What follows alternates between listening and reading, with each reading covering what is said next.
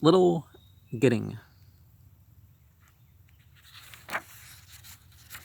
Midwinter spring is its own season, eternal, though sodden towards sundown, suspended in time between pole and tropic, when the short day is brightest, with frost and fire.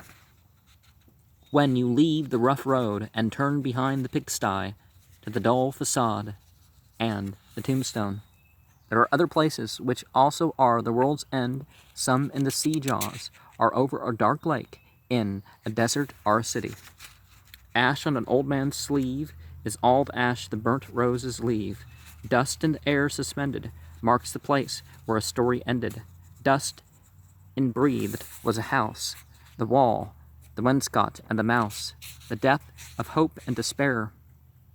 This is the death of air. Water and fire succeed, the town, the pasture, and the weed. Water and fire deride the sacrifice that we denied. Water and fire shall rot the marred foundations we forgot. Of sanctuary and choir, this is the death of water and fire. And I am not eager to rehearse my thoughts and theory which you have forgotten. These things have served their purpose. Let them be. So with your own, and pray they be forgiven by others, as I pray you to forgive both bad and good. Last season's fruit is eaten, and the fulfilled beast shall kick the empty pail. For last year's words belong to last year's language, and last year's words await another voice. Let me disclose the gifts reserved for age, to set a crown upon your lifetime's effort. First, the cold friction of expiring sense, without enchantment, offering no promise, but bitter tastelessness of shadow fruit, as body and soul begin to fall asunder. Second, the conscious impotence of rage at human folly, and the laceration of laughter at what ceases to amuse. At last, the rending pain of reenactment, of all that you have done and been, the shame of motives late revealed, and the awareness of things ill done and done to others' harm, which once you took for exercises of virtue, then fools approve, stings and honor stains. From wrong to wrong, the exasperated spirit proceeds unless restored by that refining fire, where you must move and measure like a dancer. The days gone by return upon me almost from the dawn of life. The hiding places of man's power open, I would approach them, but they close. I see by glimpses now, when age comes on, may scarcely see at all, and I would give, while yet we may, as far as words can give, substance and life to what I feel, enshrining, such is my hope, the spirit of the past for future restorative. Wordsworth's The Prelude, 12,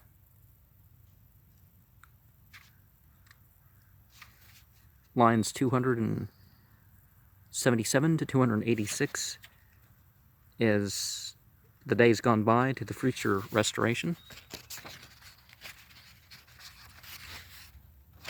That's, a comment.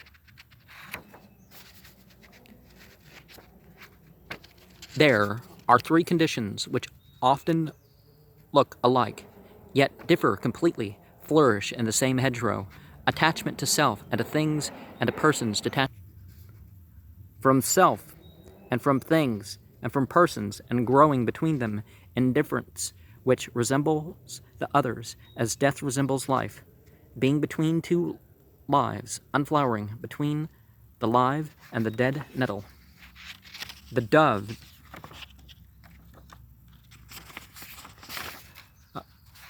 not less of love, but expanding of love beyond desire, and so liberation from the future as well as the past.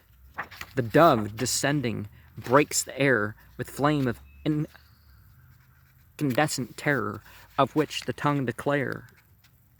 The one, discharged from sin and error, the only hope,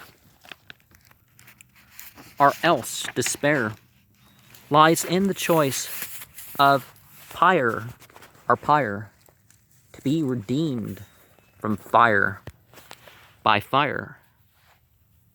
you know,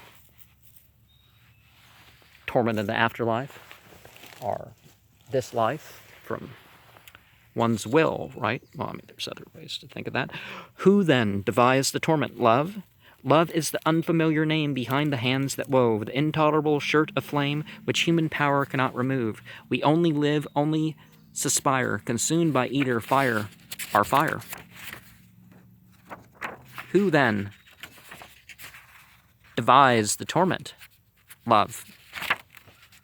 We only live, only suspire, consumed by either fire or fire. What we call the beginning is often the end, and make an end is to make a beginning. The end is where we start from. Every phrase and sentence that is right, where every word is at home, taking its place to support the others. The word neither diffident nor ostentatious. An easy commerce of the old and the new. The common word exact without vulgarity. The formal word precise but not pedantic. The complete consort dancing together. Every phrase and every sentence is an end and a beginning. Every poem an epitaph. Any action is a step to the block, to the fire, down the sea's throat, or to an intelligible stone. An illegible stone. Well, we can think of the Tiamat and Marduk myths in a way. Well, more Kingu and Tiamat, but I mean, that's not really the reference, but we shall not cease from exploration, and the end of all our exploring will be to arrive where we started and know the place for the first time. Through the unknown, remembered gate, when the last of earth left to discover is that which was the beginning, at the source of the longest river, the voice of the hidden waterfall, and the children in the apple tree, not known because not looked for, but heard, half heard, in the stillness between two waves of the sea.